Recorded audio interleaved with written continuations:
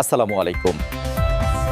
শুরুতেই জানিয়ে দিচ্ছি আজকের গুরুত্বপূর্ণ সংবাদ শিরোনাম। জানিয়ে দেব দলের নেতাকর্মীদের হয়ে ক্ষমা চাইলেন বিএনপি মহাসচিব। আরও জানিয়ে দেব নারী, শিশু ও বৃদ্ধদের নিরাপত্তা নিশ্চিত করতে আমাদের সুস্পষ্ট পরিকল্পনা রয়েছে, ইসলামী আন্দোলন প্রার্থী। এবং জানিয়ে দেব নারী সমাজের অধিকার ও মর্যাদা রক্ষায় বিএনপি অঙ্গীকারাবদ্ধ, ইশরাক। আরও জানিয়ে দেব জোটের পরিণতি কি হবে তা নির্বাচনের পর দেখা যাবে, নাহিদ। সর্বশেষ জানিয়ে দেব জামায়াত গোপন বৈঠক করে আমেরিকার ইনসাফ বাস্তবায়ন করতে চায়, চরমোনাই পীর। এতক্ষণ শুনছিলেন সংবাদ শিরোনাম, এখন জানিয়ে দেব বিস্তারিত। তার আগে চ্যানেলটি সাবস্ক্রাইব করে কমেন্টে জানিয়ে দিন ভিডিওটি আপনি কোথা থেকে দেখছেন এবং শুনছেন।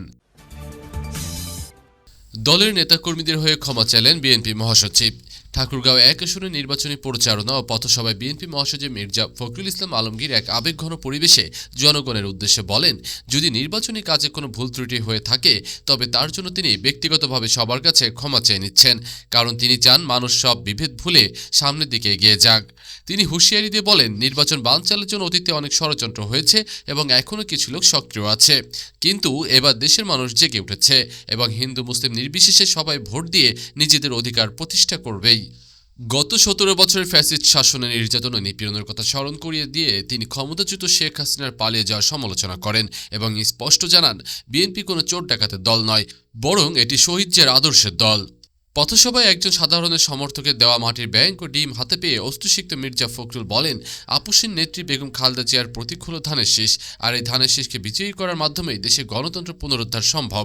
তাই আগামী 12 তারিখের নির্বাচনে এই মার্কায় ভোট দিয়ে তাকে শেষবারের মতো জনগণের সেবা করার সুযোগ দেওয়ার জন্য তিনি ঠাকুরগাঁওবাসীর কাছে সবিনয় আহ্বান জানান। নারী, শিশু ও বৃদ্ধদের নিরাপত্তা নিশ্চিত করতে আমাদের সুস্পষ্ট পরিকল্পনা রয়েছে, ইসলামী আন্দোলন প্রার্থী।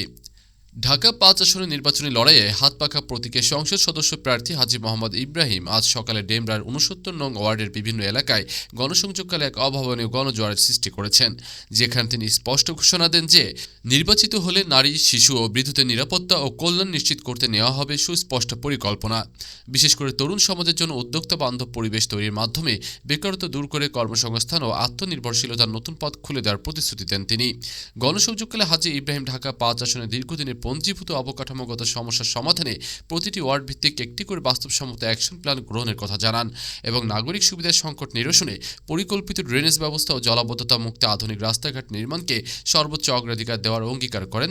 স্থানীয় জনগণের স্বতঃস্ফূর্ত অংশগ্রহণে মুখরিত এই পরিচালনায় তিনি আরও বলেন, জনগণের আস্থা ও ভালোবাসায় তার পথ চলার মূল শক্তি এবং সবাইকে সাথে নিয়েই তিনি একটি শোষণমুক্ত ও জনপ্রত্যাশার কল্যাণমুখী বাংলাদেশ গড়ে তুলবেন। তাই আগামীর পরিবর্তনের লক্ষ্যে তিনি ঢাকা 5 আসনের সর্বস্তরের মানুষের কাছে হাতপাখা প্রতীকে ভোট ও দোয়া প্রার্থনা করেন। নারী সমাজের অধিকার ও মর্যাদা রক্ষায় বিএনপি অঙ্গীকারাবদ্ধ, ইশরাক। রাজধানীর সূত্রাপুরে নির্বাচনী পথসভায় ঢাকা 6 আসনে বিএনপি প্রার্থী ইঞ্জিনিয়ার ইশরাক হোসেন ঘোষণা করেছেন যে নারীদের অধিকার ও সম্মান রক্ষায় তার দল ও নেতাকর্মীরা পুরোপুরি প্রতিশ্রুতিবদ্ধ। আজ রবিবার 44 নং ওয়ার্ডে গণসংযোগকালে তিনি বলেন, অনেক কর্মজীবী নারী আগামী দিনে রাজনীতি নিয়ে উদ্বেগ থাকলেও বিএনপি ক্ষমতা এলে তাদের মর্যাদা অক্ষুণ্ণ থাকবে। ইশরাক হোসেন স্মরণ করিয়ে দেন যে আগামী 12 ফেব্রুয়ারি নির্বাচনী নির্ধারণ করবে বাংলাদেশের ভবিষ্যৎ গন্তব্য, যেখানে গত 17 বছরের গুম, খুন ও জেল জুলুমের অবসান ঘটিয়ে ছাত্র জনতার আকাঙ্ক্ষার এক নতুন বাংলাদেশ গঠিত হবে। তিনি আরও বলেন, বিএনপি কোনো উস্কানিতে পা না দিয়ে একটি সুষ্ঠু ও শান্তিপূর্ণ পরিবেশ চায়, কারণ নির্বাচনের মাধ্যমে জনগণের কাছে ক্ষমতা হস্তান্তরই তাদের মূল লক্ষ্য। যারাই জয়ী হোক, একটি অবাধ নির্বাচন সম্পন্ন হলে দিন শেষে বাংলাদেশ ও দেশের মানুষেরই জয় হবে। এই তরুণ নেতা দৃঢ় আশাবাদ ব্যক্ত করে বলেন, ধানের শীষের প্রার্থীরা বিপুল ভোটে জয়ী হয়ে বিএনপি সরকার গঠন করবে এবং তারেক রহমান হবেন আগামী দিনের প্রধানমন্ত্রী। সাবেক প্রধানমন্ত্রী বেগম খালেদা জিয়ার নারী নেতৃত্বের দৃষ্টান্ত অনুসরণ করে ধনী, দরিদ্র ও যুবক, বৃদ্ধ নির্বিশেষে সবার নাগরিক অধিকার রক্ষায় কাজ করার অঙ্গীকার জানিয়ে তিনি সূত্রাপুরবাসীকে ধানের শীষ প্রতীকে ভোট দিয়ে জয়যুক্ত করার আহ্বান জানান। জোটের পরিণতি কি হবে তা নির্বাচনের পর দেখা যাবে, নাহিদ। জাতীয় নাগরিক পার্টির আহ্বায়ক নাহিদ ইসলাম আজ সকালে রাজধানীর সাইদনগর এলাকায় নির্বাচনী প্রচারণার সময় স্পষ্ট করেছেন যে আধিপত্যবাদ বিরোধী শক্তি হিসেবে 11 দলীয় জোটের ঐক্য এখন সময়ের দাবি এবং নির্বাচনের পর এই জোটের পরিণতি কী হবে তা পরিস্থিতির ওপর ভিত্তি করে দেখা যাবে। রোববার সকালে গণসংযোগকালে তিনি অভিযোগ করেন যে নির্বাচনে বর্তমানে কোনো লেভেল প্লেয়িং ফিল্ড নেই এবং অত্যন্ত প্রতিকূল পরিস্থিতির মধ্যে তাদের প্রচারণা চালাতে হচ্ছে। তবে এই স্বল্প সময়ে সাধারণ মানুষের কাছ থেকে অভূতপূর্ব সাড়া পাচ্ছেন বলে তিনি দাবি করেন। নাহিদ ইসলাম বলেন, দেশের মানুষ এই জোটকে আলাদা কোনো দলের জোট হিসেবে না দেখে একটি ঐক্যবদ্ধ শক্তিশালী শক্তি হিসেবে গ্রহণ করেছে, যার ফলে আধিপত্যবাদ রুখতে সবাই এখন এক কাতারে শামিল হয়েছে।